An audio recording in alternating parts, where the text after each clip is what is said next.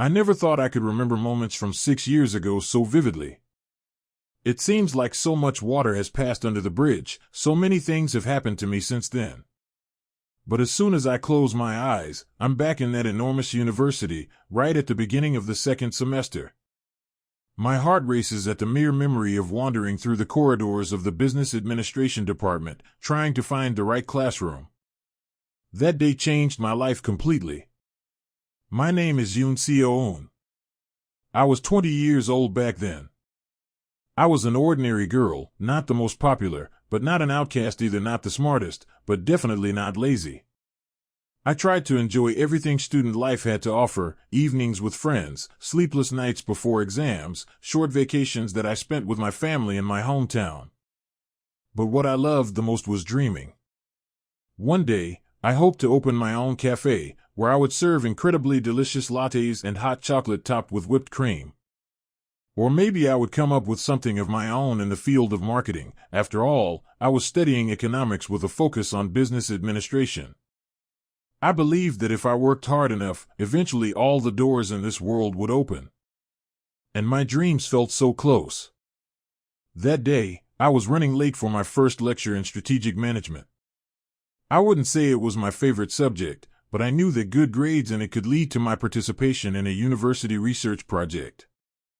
I rushed down the hallway, clutching a folder of notes and a heavy textbook. And of course, I ran straight into someone standing in my way. "Watch it," said a sharp but not unkind voice. I looked up and saw a tall guy with dark hair, slightly tousled from the impact.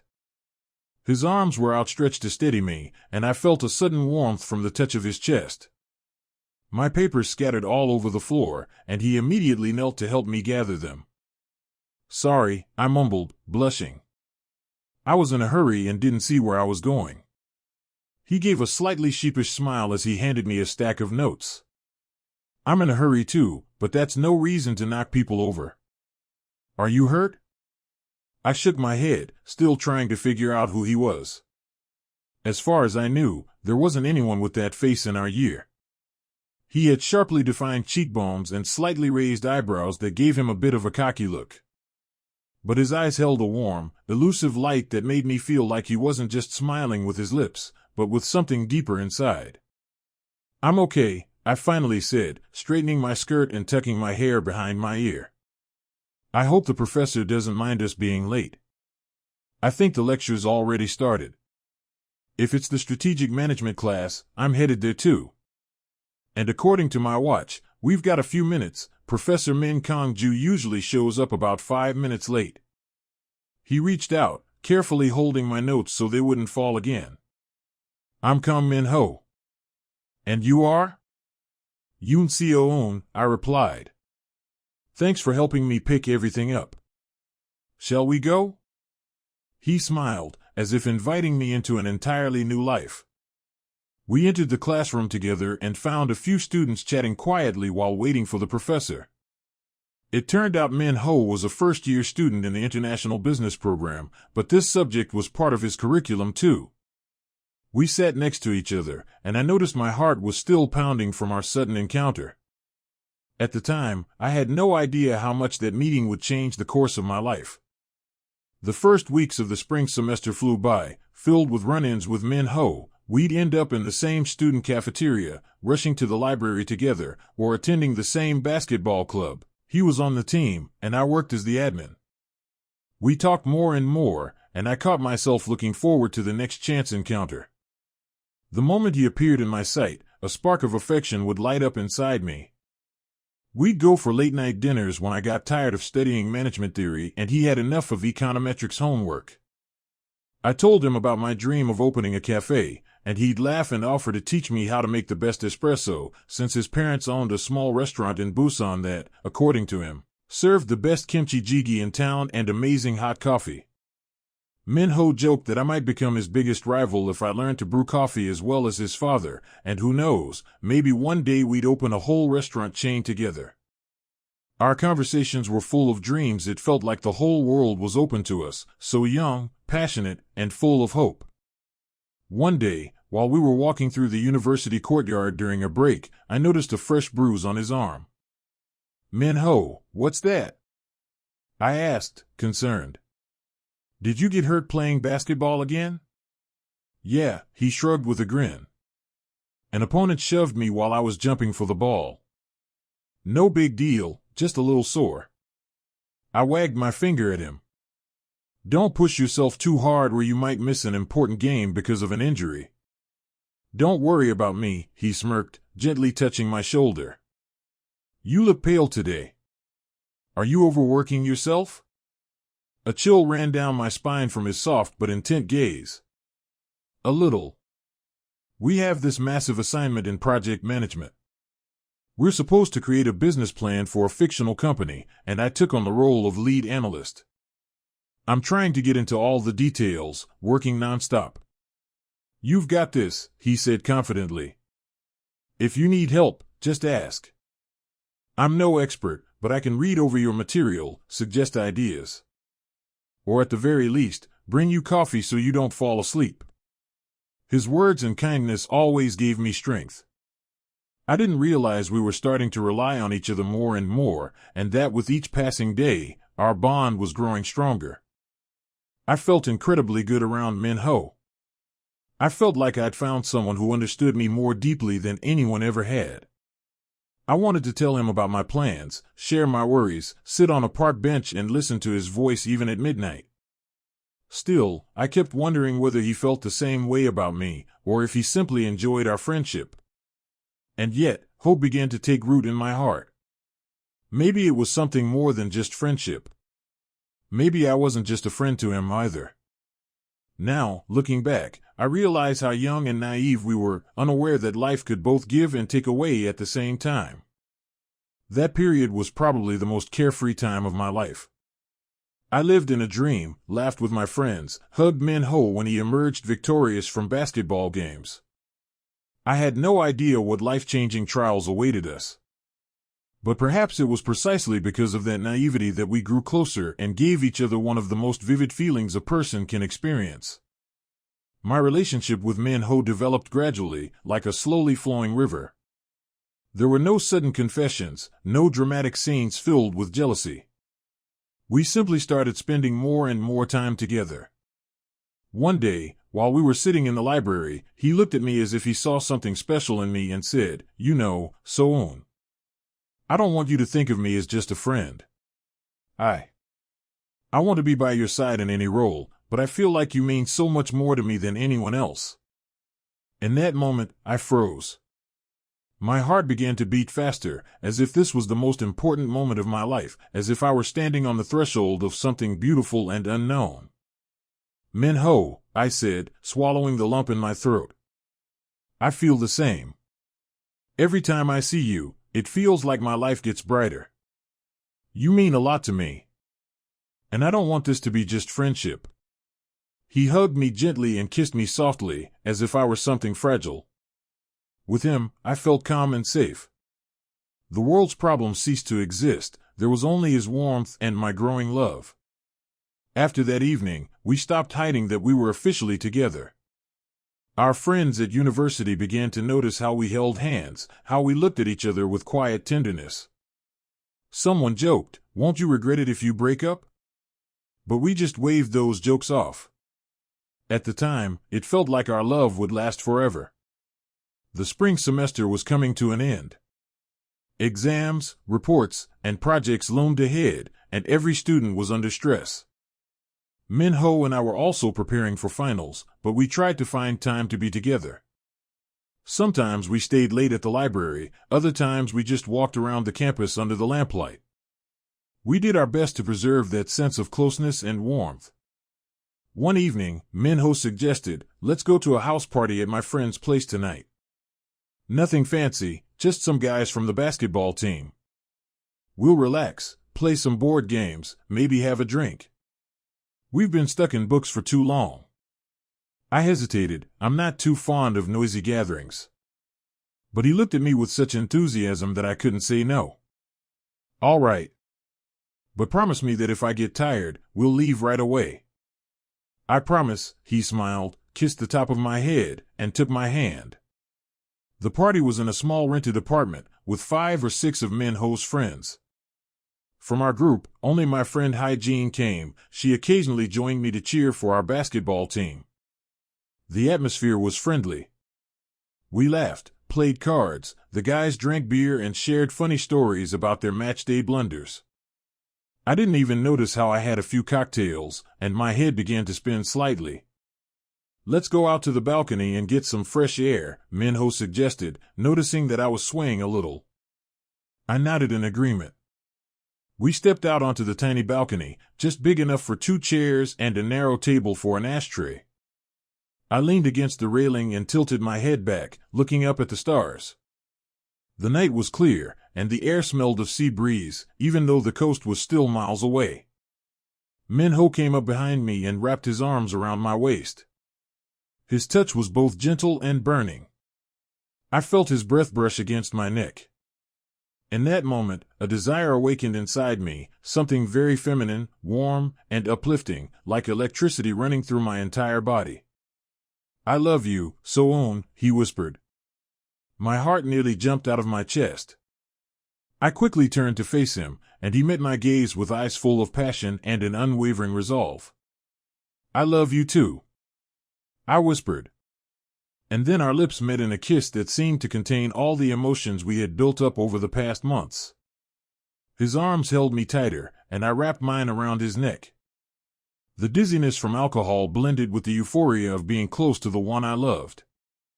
We didn't remember how we got back to his dorm. The party was already behind us, and we found ourselves alone in his tiny room, just a bed and a desk with textbooks. But we didn't need anything else. What happened between us that night was our first real intimacy. I sat on the bed, feeling my heart pound wildly. Minho leaned over me, looking deep into my eyes, as if silently asking, "Are you sure?" I nodded. I had long been sure that I loved him. We surrendered to our feelings, thinking of nothing else but the pure connection and joy we shared. In the morning, when I woke up, he was already looking at me, smiling. "Good morning," he said, gently stroking my cheek. I snuggled closer to him and whispered, "Morning." Inside me reigned a serene, indescribable feeling of peace and happiness. I knew I had found a kindred soul, someone I wanted to share both joy and sorrow with, and all the small everyday troubles that life would inevitably bring. I wanted to believe that this was how it would always be, forever. However, life has a way of changing our plans, often in the cruelest way possible. Back then, we were blinded by love and convinced that together we could conquer anything. Neither of us thought that a single mistake, one careless act, could alter our entire future. We were naive and reckless. And we truly believed it was forever. A few weeks passed after that night. Exams were over, and we began seeing each other a bit less. Everyone was going off for the holidays, working part-time jobs, or just busy with their own lives. I started noticing strange symptoms: constant fatigue, morning nausea, irritability. At first, I thought it was just stress after finals. But one morning I was so violently sick that I panicked and went to the pharmacy to buy a pregnancy test. That day became the point of no return. Seeing 2 clear lines frightened me more than anything in the world. I sat in the dormitory bathroom, clutching the test, with only one thought running through my mind: I'm pregnant. But I was only 20, still a student with no job and no stable future. How would I tell my parents? What would Minho say? I couldn't eat or sleep. I had no idea what to do next. Finally, I decided to call Minho and ask to meet. We sat on a bench in the park near our campus. I tried to speak calmly, but my voice trembled. "Minho, I need to tell you something," I began, struggling to find the words. He frowned slightly, sensing my nervousness. "Did something happen? You look..." He glanced at me anxiously. "I'm worried. I'm pregnant," I blurted out, tears welling up in my eyes. "A few weeks. It's definite." I checked twice. I thought he would hug me and say, "We'll get through this." But instead, I saw pure terror in his eyes. 1,000 thoughts seemed to race through his mind. I'm not ready. I'm too young. I can't afford this. All written plainly on his face.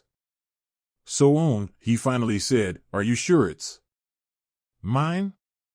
His words chilled me. A sharp pain pierced through me, like a punch to the heart. Of course it was his.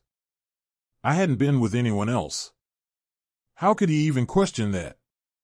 But his fear and confusion seemed stronger than his trust in me. I'm not ready to be a father, he whispered, standing up from the bench. It looked like he was trying to run away from reality. We can't. Maybe you should get an abortion?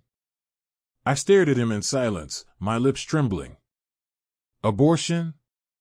I whispered. You want to get rid of our baby? He grabbed his head in frustration. I don't know. I'm sorry. I'm just panicking. We just finished our second year. I rely on my parents. My scholarship isn't enough. I don't know how we would manage. I can't have an abortion, Min-ho. I don't want to, I said through tears. Don't you understand? He turned away from me, despair in his eyes. I can't. I'm too scared. I'm sorry. I'm not ready. It's too much responsibility. Then he stepped back, as if afraid to stay near me, clenched his fists, and said the words I'll never forget, So, I can't do this. I'm sorry. He turned and walked away. And I was left alone, sitting on that bench, unable to move. The world around me seemed to collapse. The person I loved more than anyone else had not only rejected our child, he had abandoned me when I needed him most. The days that followed were a blur. I didn't have the strength to cry. I went to medical consultations and listened to many opinions from people I knew. Some said I was too young to be a mother.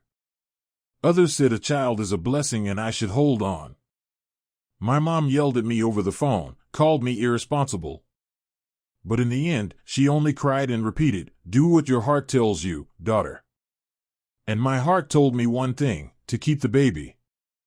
I realized I couldn't destroy a small life already growing inside me. Min-ho never came back. I messaged him, tried to meet, but he didn't respond. Then I heard that he had transferred to another university, returned to his family, and disappeared from my life completely. I was left alone, with the baby and a heart shattered into 1,000 pieces. 6 years. It's already been 6 years since my life changed forever. Sometimes I wake up in the morning, and in the very first second, the memory hits me, my son, Chan-min, is sleeping in the next room, and I am a single mother in a big city, about to face another demanding day. After giving birth, I withdrew from the university where I had originally studied and transferred to a distance program so I could work in supper. Min-ho never came back. I messaged him, tried to meet, but he didn't respond. Then I heard that he had transferred to another university, returned to his family, and disappeared from my life completely.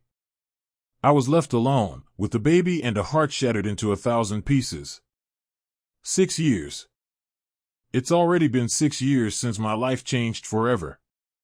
Sometimes I wake up in the morning, and in the very first second, the memory hits me, my son, Chan-min, is sleeping in the next room, and I am a single mother in a big city, about to face another demanding day.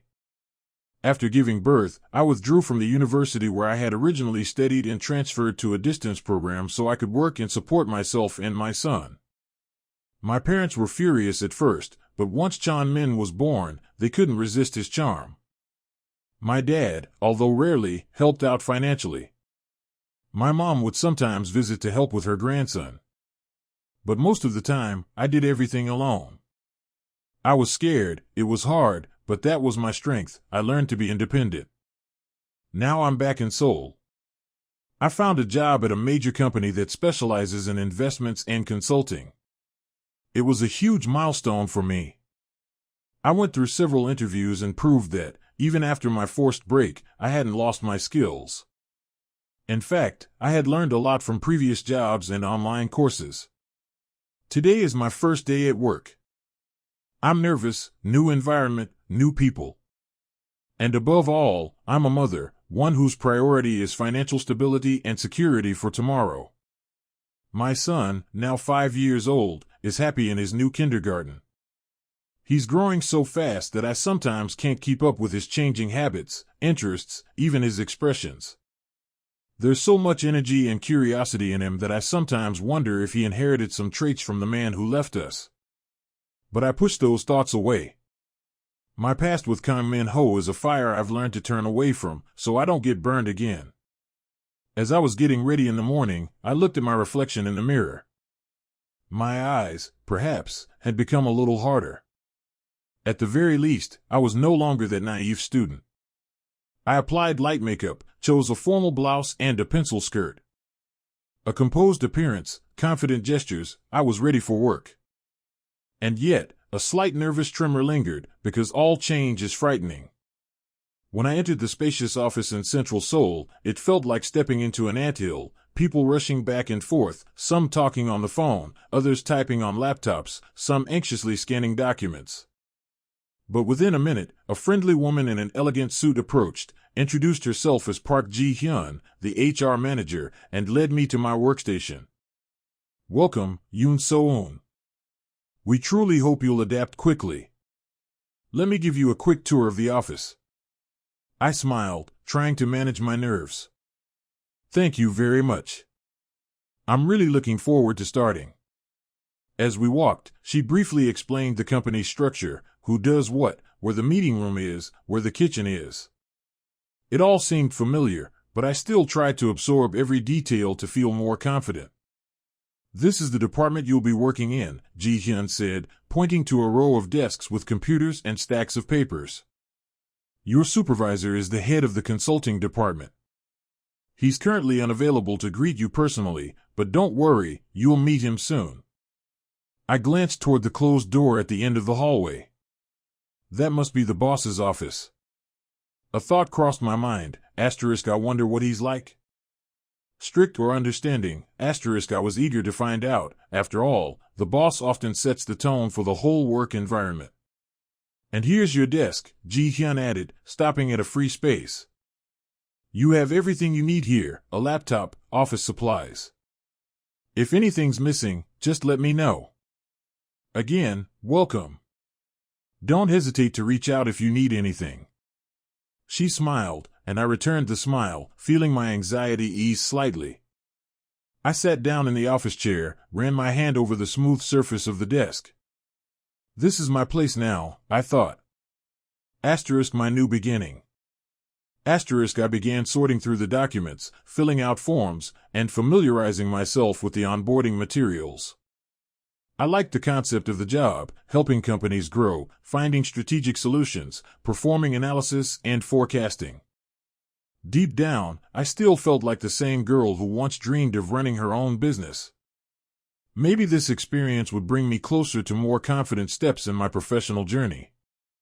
I was so immersed in reading that I flinched when someone tapped me on the shoulder. "Hi. You must be Yoon So-eun? I'm Lee Jun-soo, your colleague. Just came over to say hello and offer help if you have any questions." I turned and saw a handsome guy in a white shirt and dark blue trousers. He had soft features and kind eyes that seemed to smile even when his lips were neutral. "Yes, that's me." "Nice to meet you," I said, giving a small nod. "Likewise. I'm your desk neighbor, so if anything's confusing, feel free to ask. I've been here for a couple of years, so I can show you the ropes." "Thanks," I smiled. "I'm just starting to go through the materials."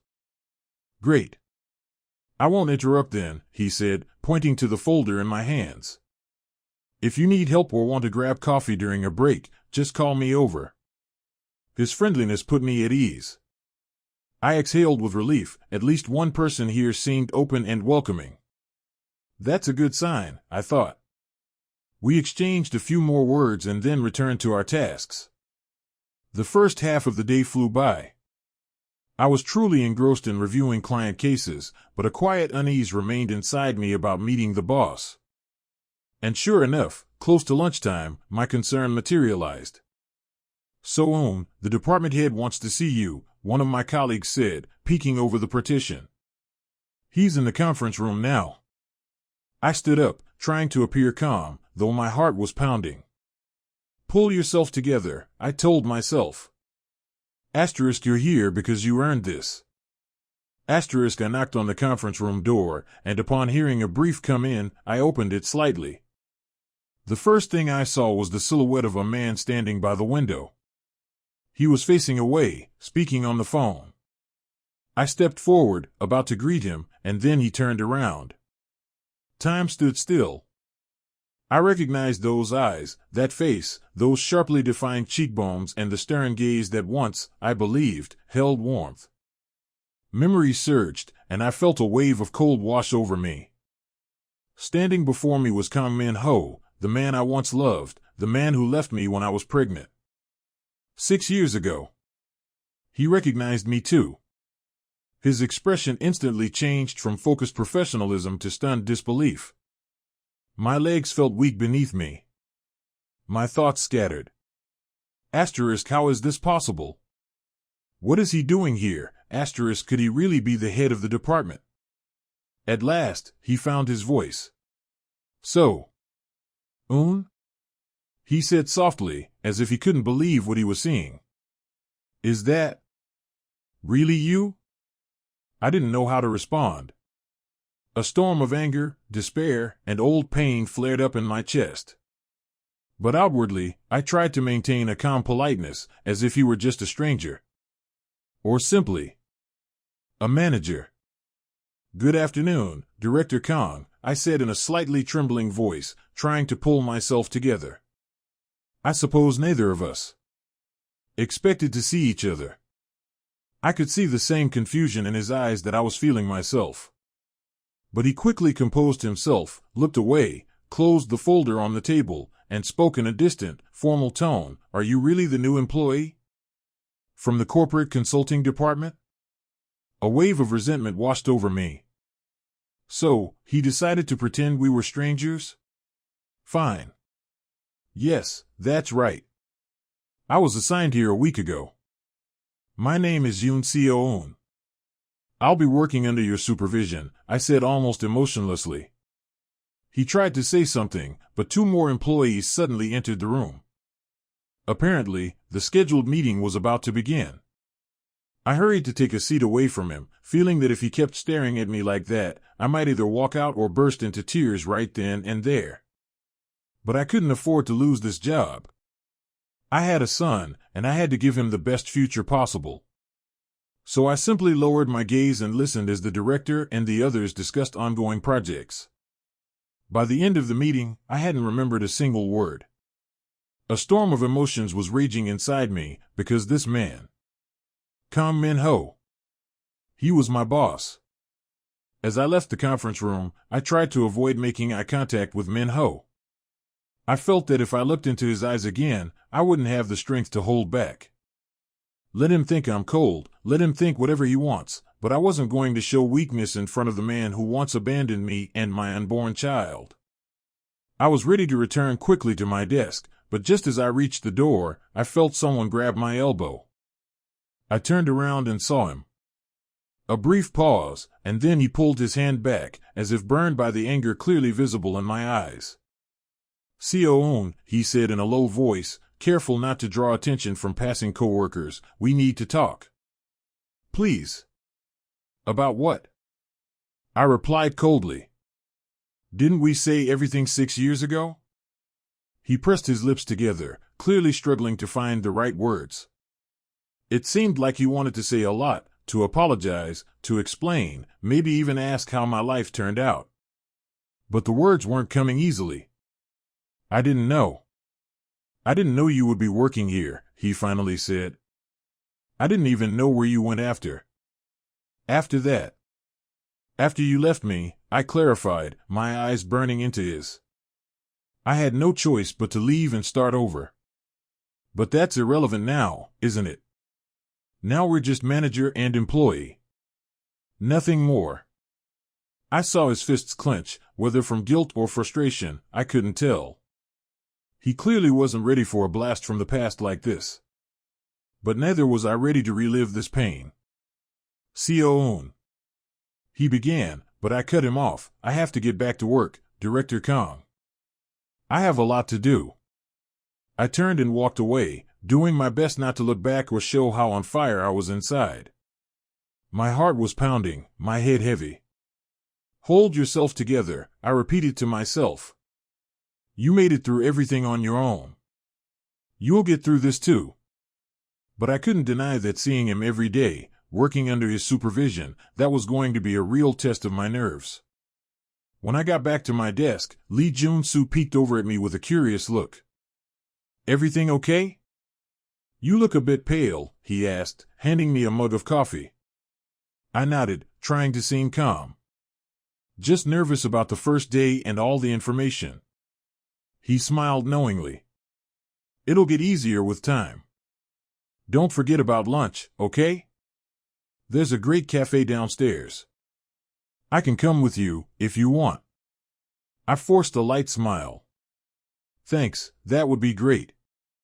Soon, we went to the cafe along with a few other colleagues.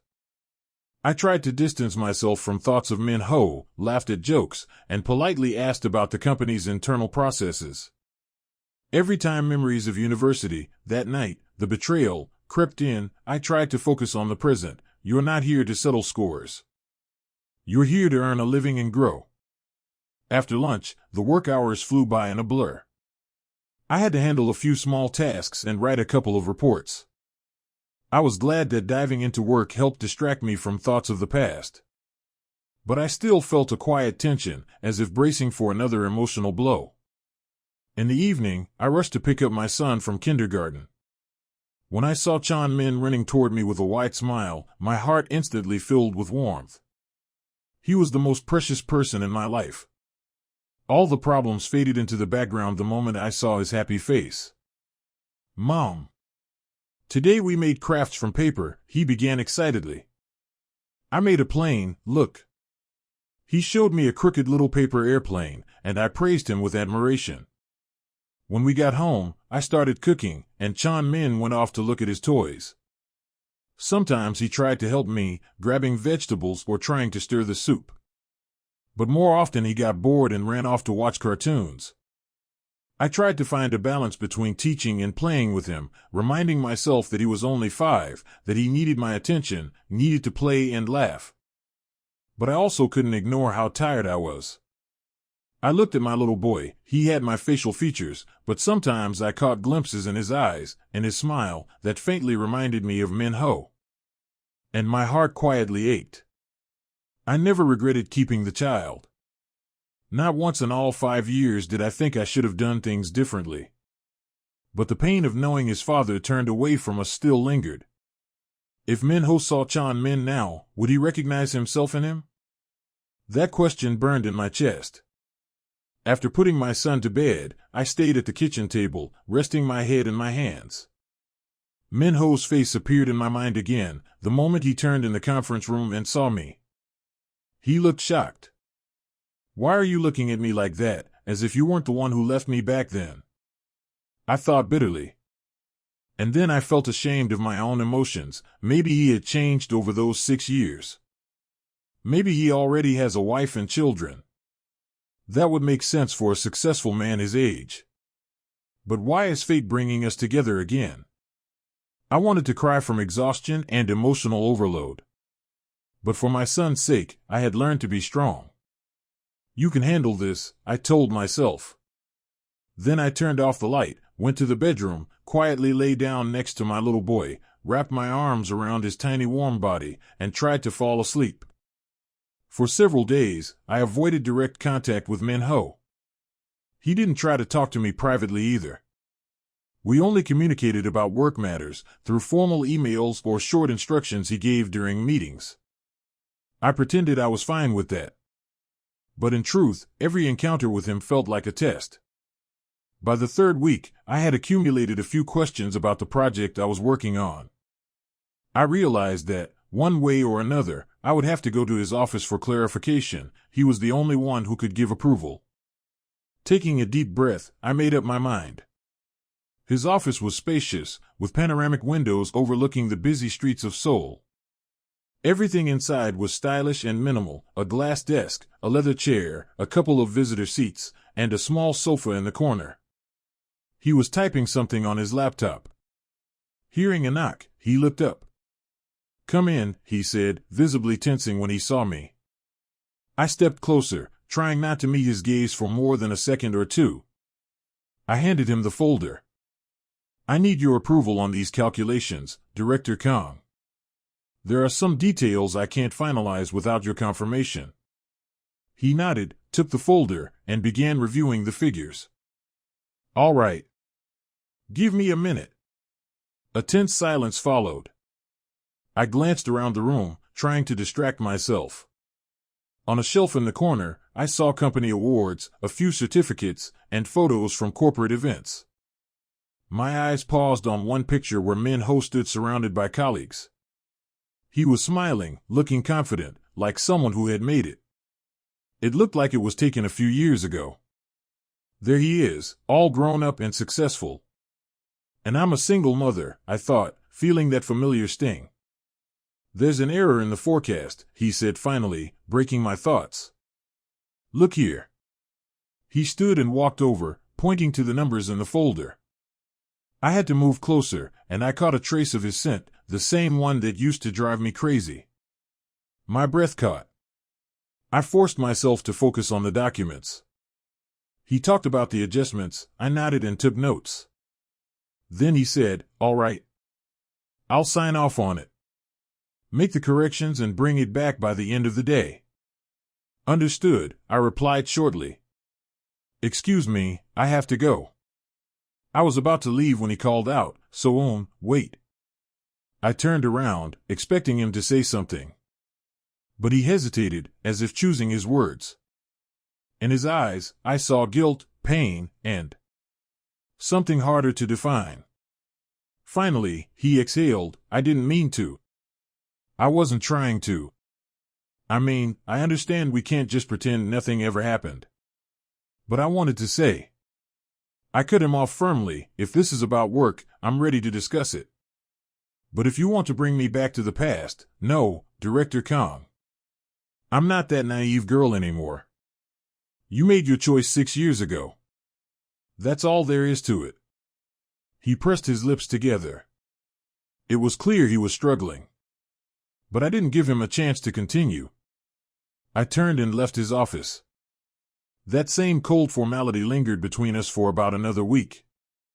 But fate, it seemed, decided to play a cruel joke on me. On Saturday, I had arranged with a fellow kindergarten mom to take our kids to the zoo together. The children had been dreaming of seeing giraffes and elephants. I thought it would be a nice way to spend the weekend. Chan Min was glowing with excitement. We walked through the zoo, the kids running ahead, sharing their excitement. I laughed watching them, feeling genuinely happy. For a moment, I'd escaped the whirlwind of work and strained interactions with Min Ho.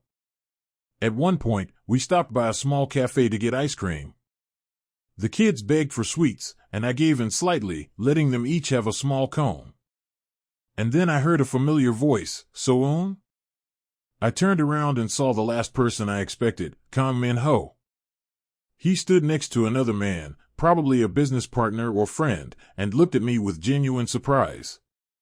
"What are you doing here?" he asked, as if forgetting that the zoo was a place people came to relax. I didn't know what to say. Nearby stood our neighbor from the kindergarten and her daughter. Then Chan Min pressed himself to my leg, hiding his face and curiously eyeing Min Ho. My heart clenched. God, please don't let him realize anything, I thought. But it was too late. Anyone could see the striking resemblance between my son and his father. Min Ho stared at the boy. I could practically feel the flickers of recognition sparking inside him. Chan Min looked up at Min Ho for a brief moment. Their eyes met. I quickly leaned down to my son and whispered, "Go to Auntie Sun Yun, okay? I'll be right there." My boy obediently went over to the neighbor. Min Ho seemed to be in a trance. He couldn't take his eyes off the child. His lips parted slightly, and his face had gone pale. I decided to act like everything was normal, gave a short goodbye, and tried to walk away, but he caught me by the hand. "Wait," he whispered hoarsely. Is he your son?" "Let go of me," I replied tensely. He didn't squeeze hard, but he didn't let go either. His eyes were full of questions. He had probably already begun to suspect the truth. The resemblance was too strong, especially with the childhood photos of Min Ho he had once shown me. I jerked my hand free. "I don't have time. And yes, he's my son." I turned and walked toward the children. I could feel his shocked gaze on my back. My heart pounded. Now he knows. Only a couple of days had passed since the encounter at the zoo, and I could already feel the tension thickening. Min Ho had stopped pretending to be the cold boss. Now he tried to catch me in office hallways, message me, call me, but I ignored everything. At work, I remained focused, completing tasks quickly and precisely so he'd have no reason to fire me. But I knew the time when my secret was safe had come to an end. One evening after work, I picked up Chan Min from daycare and took him to a small cafe near our home. We were sitting there, eating kuksu and talking about his new friend named Hwang Do-hyun. My son told me how fast Do-hyun was, how they played ball on the playground.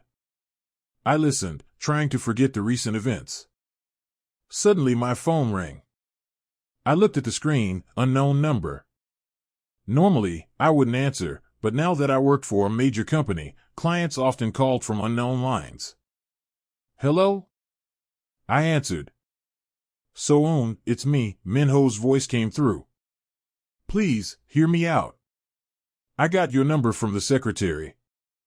I almost dropped the phone. "What do you want?" I asked calmly.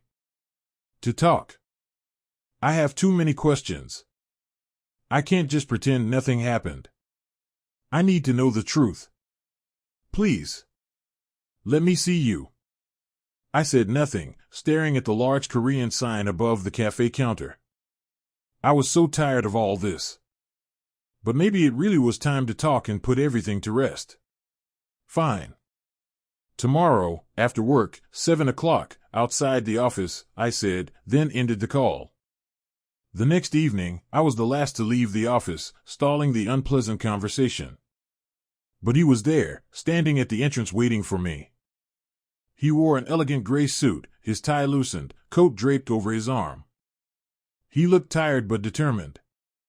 "Let's go," he said, in a commanding tone. We found a nearby cafe, easy to do in the business district, and took a quiet corner table, away from prying eyes. I took off my coat, feeling tight and tense inside, like a drawn wire. He started speaking almost immediately. "That boy. Chan Min, right? How do you know his name?" I frowned, clearly annoyed. "I asked your friend from the kindergarten." "You know I have connections and resources," he said quietly, without any arrogance. "So, he's 5 now?" I nodded silently. He understood everything. So that means he was born about 9 months after. That night at the university. He clenched his curled fingers. "Is he my son?" I looked at him coldly. I was overflowing with resentment and anger. How dare he ask that now, after all these years? "You already know the answer," I said evenly. "Or do you need more proof? Why didn't you tell me?" he asked, almost pleading. "Why didn't you try to find me? Why didn't I tell you? Are you serious?" I couldn't hold back a bitter smile. "You turned your back on me when I told you I was pregnant. You suggested I get an abortion, and then you disappeared. Did you expect me to run after you, begging for help?" He closed his eyes like he'd been hit. He was silent for a few seconds, then said, "Yes, I was wrong." I panicked. I acted like a coward. But I didn't know about the child. "I thought you—" He trailed off, swallowing. "You thought I followed your advice?" I finished for him bitterly. "No, I didn't. Because to me, this child wasn't a mistake. He was a choice. A choice I made despite everything. I raised him on my own. Without your money, without your presence. Min-ho looked crushed. He asked softly, "Does he know about me?" "No, of course not. I never told him about you." "Why would I?" I sighed. Why should a child know that he has a father who abandoned him and his mother? He blinked, and I saw pain flash through his eyes. You think that now, just because you've become successful, earned money and connections, you can just barge into our lives and say, "Hi, I'm your father"? No, Min-ho. I won't let you hurt us again. I understand your pain and resentment. He leaned forward, but please, think about the fact that Chan-min needs a father. It might sound strange, but if he wants, I'm ready to be part of his life. Now you remember about fatherhood? When the child is already 5 years old and all the hardest times are behind us? Where were you when I couldn't afford diapers? When I spent sleepless nights swallowing tears from exhaustion? I was starting to raise my voice, but then stopped, realizing we were drawing attention from other customers. He lowered his head. I'm willing to cover all the expenses. I'm ready to apologize, to humble myself. Anything, just to be near my son. So-un, please understand, I'm not trying to justify my past, but give me a chance. I held my head in my hands, panic welling up inside me. Part of me understood that it might be important for my son to know his father. Boys often lack a male figure. But another part of me screamed that I couldn't trust someone who had already betrayed us once. I need time to think, I said quietly, standing up from the table. Please, don't pressure me. He looked at me pleadingly. Of course. I'll wait. But I won't give up, so-un. I have to at least try to earn forgiveness. I didn't reply. I simply put on my coat and left. At home, I sat by Chan-min's bed for a long time, watching him sleep. Doubts battled in my mind. What's the right thing to do? Let him get to know his father, or protect him from possible pain. The next day, I came to the office tired and distracted. Especially since Chan-min had been fussy in the morning, he didn't want to go to daycare and complained of a sore throat. I had to check his temperature, give him syrup, and take him anyway, warning the staff to call me if he got worse. When I got to the department, I tried to focus on work, but thoughts of the conversation with Min-ho wouldn't leave me alone. I hadn't even opened my laptop when I saw Lee Jun-soo standing next to me with 2 hot lattes. He smiled and handed me one of the cups. Here, thought this might help you start your day on a nicer note. I thanked him, and he asked, "Are you okay?" You seem deep in thought. I didn't want to share too much, but somehow the words came out on their own. My son's a bit sick. And honestly, there's just a lot going on. He nodded when he heard I had a child, but didn't ask unnecessary questions. He just gave me a look of understanding and said, "If you need someone to cover for you or to leave early to take your son to the doctor, I've got your back. I'll say we were working on reports together. Everything will be under control."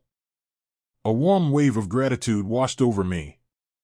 In the corporate world, it's rare to find people who genuinely want to help without expecting something in return. I felt a little lighter. Throughout the day, I received several messages from Min-ho in the work chat, but they were only about professional matters. He kept his word, not to pressure me at the office. Maybe he really was trying to give me space. But I could still feel his eyes on me when we were in the same room. As if he wanted to say, "I'm here. I'm willing to wait for your decision." In the evening, I got a call from the daycare. My son's temperature had gone up, and he was complaining of ear pain. I didn't hesitate. I ran to the team lead and told him I had to leave urgently. He nodded, and I thought I caught Min-ho's gaze, but I didn't dwell on it. When I picked up Chan-min and took him to the nearest children's clinic, I was anxious. The doctor said it was an ear infection, prescribed drops, and antibiotics. I brought my son home, made him some warm broth, and tucked him into bed. In moments like this, I felt the loneliness most acutely. Yes, there are grandmothers who can help, but my mother lived far away and couldn't always come. My friends were busy with their own lives. It was just me, and, as always, I managed. Later that evening, the doorbell rang. I opened it, expecting a courier or a neighbor, but it was Lee Jun-soo. He was holding a bag of fruit and a container of food. "Sorry for dropping by unannounced," he said awkwardly. "I figured you probably didn't have time to cook dinner. And when you've got a sick child in your arms, it's hard to manage everything. This is rice porridge and some fruit for your son, if he can eat it. And something for you to snack on too."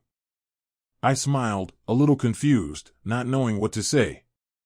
"Thank you, that's very thoughtful. But why? You ran out of work so fast." "I was worried, wanted to check if everything was okay," he replied. "May I come in?" I let him into the apartment. He looked around carefully, noticing the toys on the floor, the children's books neatly arranged, and smiled. "You have a lovely home. Where's your little one?" "He's sleeping in the room," I said quietly. "The fever's gone down, but the doctor said to keep an eye on him." Jun-soo nodded and placed a bag in the kitchen. I looked at him closely, a simple, kind, selfless person who showed concern for my problems, even though he barely knew me.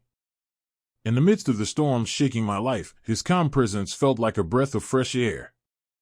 "Would you like some tea?" I offered, trying to thank him in some way.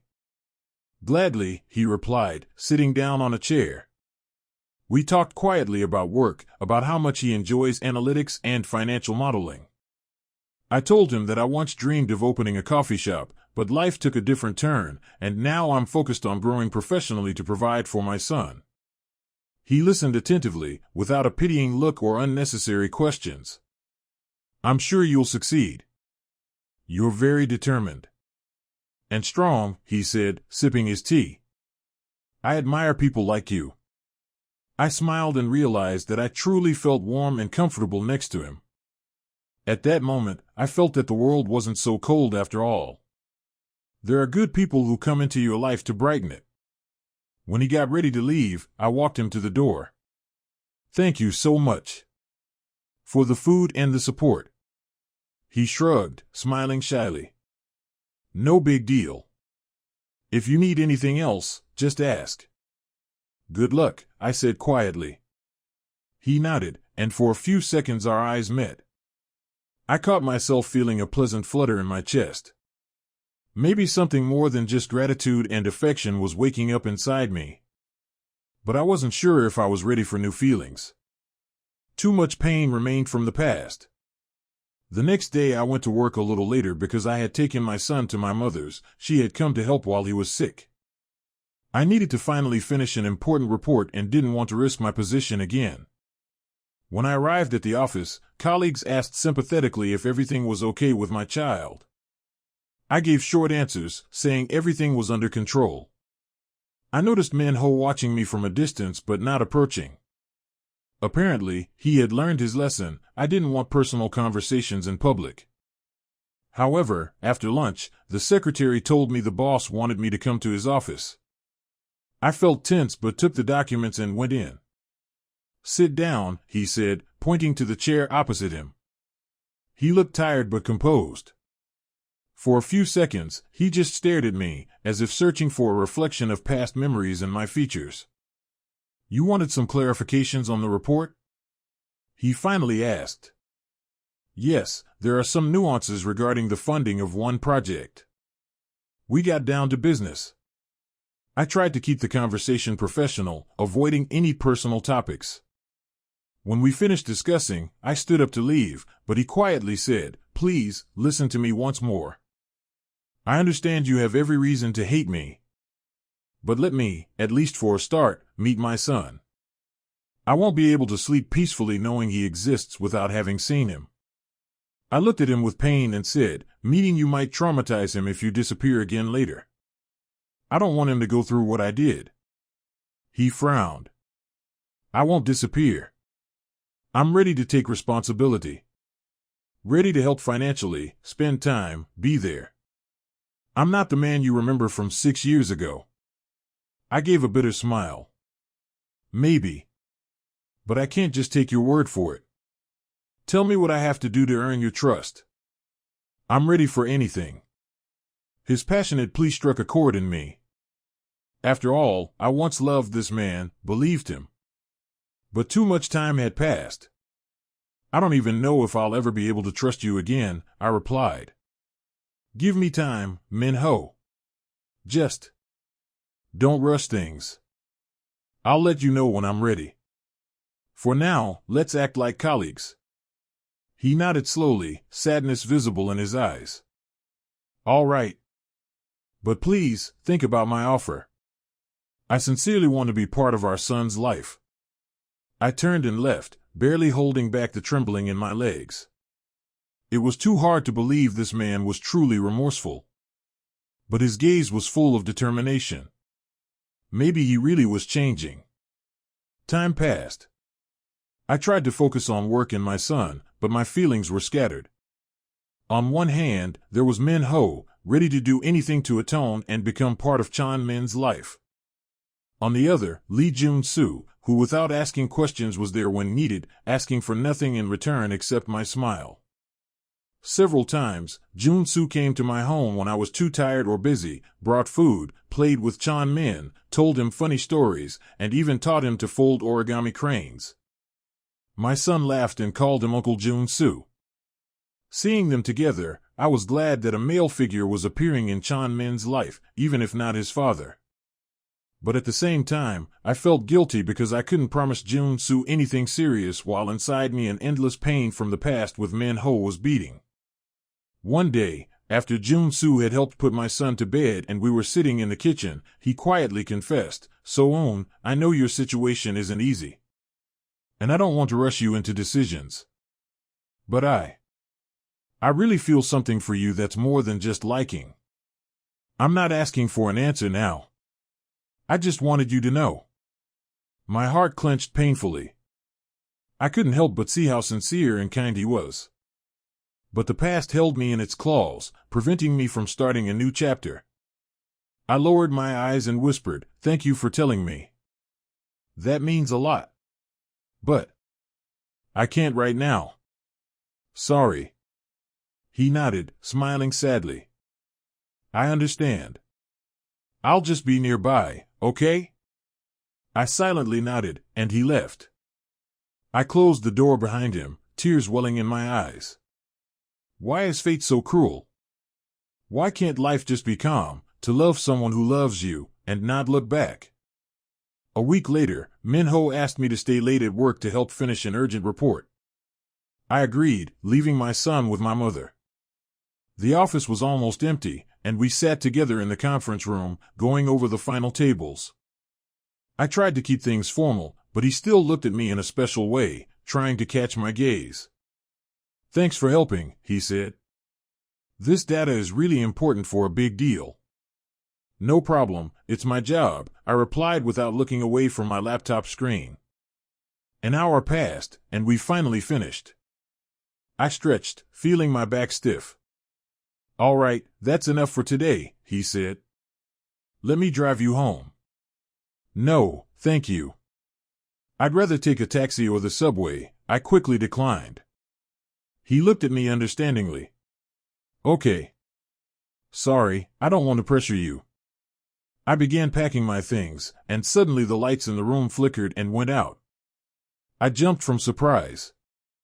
Apparently, someone from the office staff had turned off the power, thinking everyone had left. "Damn," Min-ho swore. "Looks like the power's out on our floor." "Wait," he fumbled for his phone and turned on the flashlight. We stepped into the hallway. It was dark there too, but some emergency lights were on.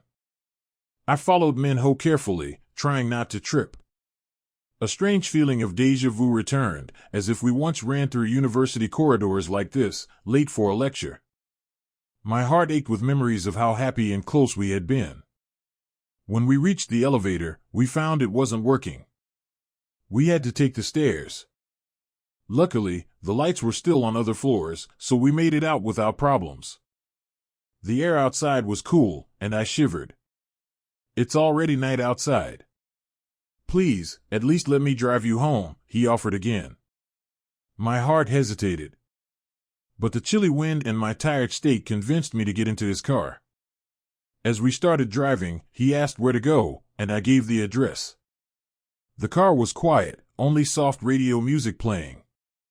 So, he said after a long silence, I don't know how to make up for what I did, but I truly regret it. Every time I look at you, I see how much pain I caused. I looked out the window, silent. I'm not asking you to forgive me right away.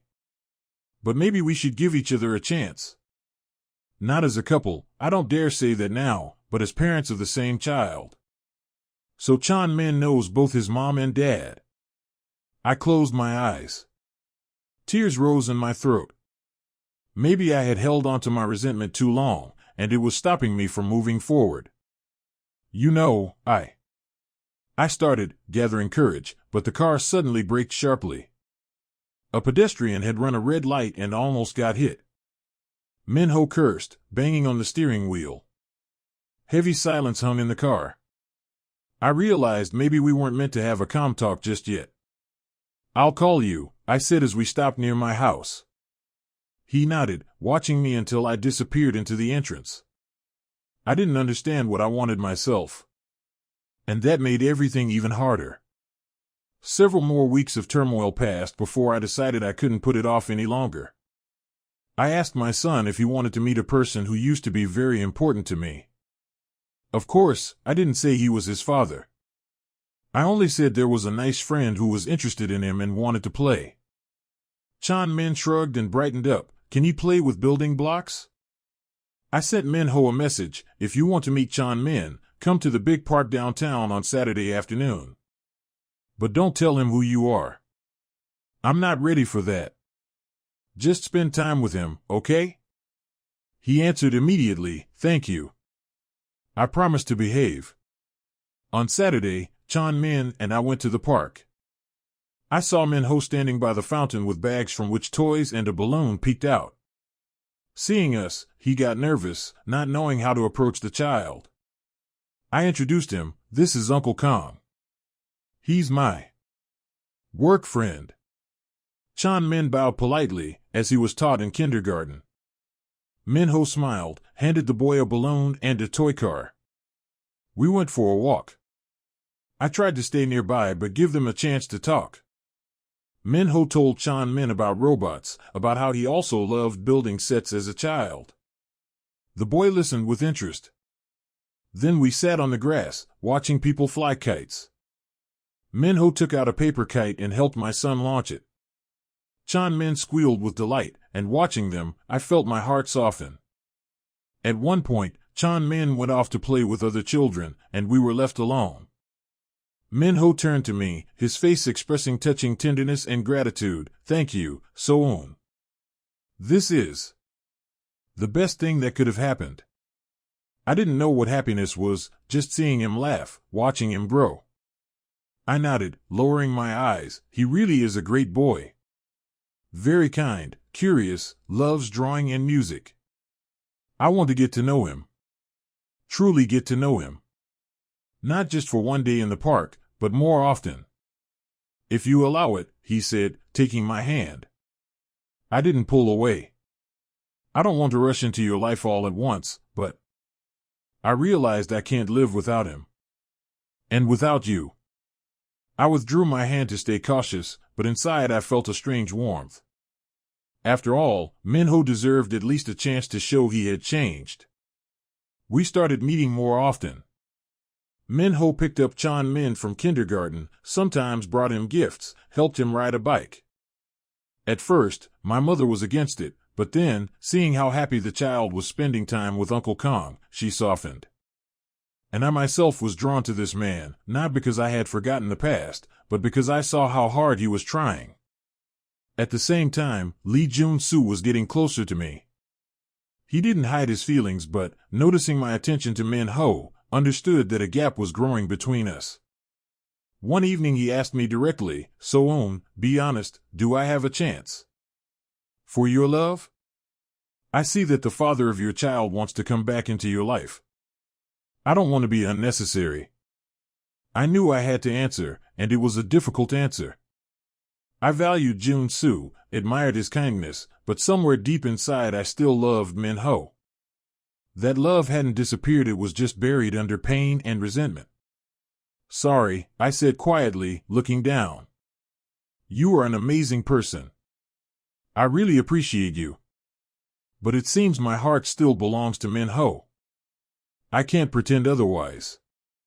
Jun-soo smiled sadly and ran his hand through his hair. I understand. I won't get in the way. If you need me, I'm here. He left, and I sat for a long time crying. If only everything were simpler. Over time, Min-ho proved that his intentions were serious. He gave not only toys to our son but also his time and attention, teaching him many things. Once, when Chan-min was sick, Min-ho brought medicine and stayed with him while I cooked lunch. Seeing my boy cling to him, I realized the child really felt affection for him. If only he knew who was really in front of him. I want to tell him the truth, I admitted to Min-ho one day. But I'm afraid it will shock him.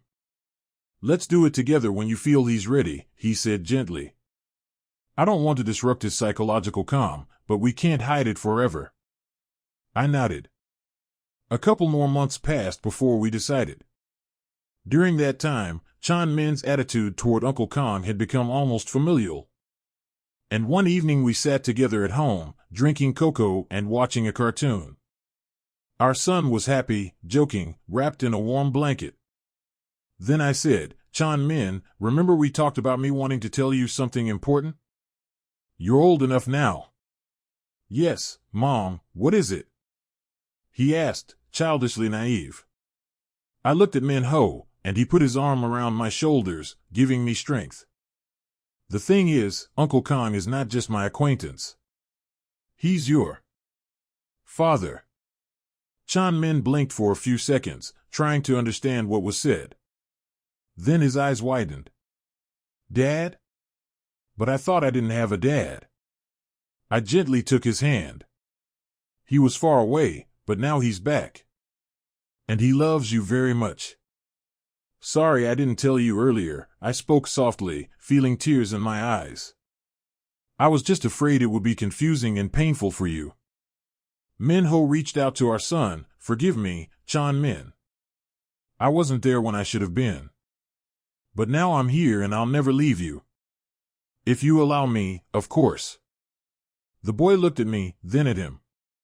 I saw questions swirling in his young mind, but in the end, he nestled into Min-ho's chest and quietly said, Dad. I felt a lump in my throat. Min-ho hugged Chan-min, and I heard him sobbing quietly. We sat like that for a long time, unable to let go of that moment of forgiveness and acceptance. That's how our new life began. I'm not saying everything became perfect right away. There were difficulties, mistrust, moments when I wondered if I was doing the right thing. But one thing was clear, Min-ho and Chan-min found their way to each other. And that meant we could try to become a family. Was my resentment still alive? Partly, yes, it doesn't disappear instantly. But looking at my son and seeing the love in Min-ho's eyes, I decided that for their sake, I could try to forgive. Of course, Jun-soo took a back seat, but our relationship remained friendly. He understood that my heart belonged to the father of my child. 6 months after revealing the secret, Min-ho proposed to me. Nothing pompous, we were just walking with our son by the same fountain in the park where he first met Chan-min. He got down on one knee and, with a trembling voice, said, So-eun, I promise to love and protect you and our son. I know I made a mistake, but I want to spend the rest of my life making it up to you and making you happy. Will you marry me? Chan-min looked at us with shining eyes. I hugged him and hid my face because tears flowed freely, but I was smiling. I knew I could no longer deny that I still loved him, and that for our son's sake, we could try to build a family, even if not by the rules of classic stories. I nodded, and Min-ho slipped the ring onto my finger. Was the secret of 5 years over? Not quite. The past had left a deep mark, but the future was full of hope. Now we were together, and ahead of us were new challenges, new joys, and sorrows. But most importantly, we decided to walk hand in hand. That evening, the three of us stood by the fountain, watching the colorful sprays. I held my son close, and Min-ho embraced both of us. And it seemed that, for the first time in a long while, true peace settled in my soul. Of course, life doesn't turn into a fairy tale with the wave of a magic wand. I know that Min-ho and I still have a lot ahead of us, learning to trust, to talk, and to forgive. But maybe that's exactly what our story was about, how easy it is to lose each other because of fear and selfishness, and how hard, but still possible, it is to come back and rebuild everything if love is alive. And now I believe that we could make it.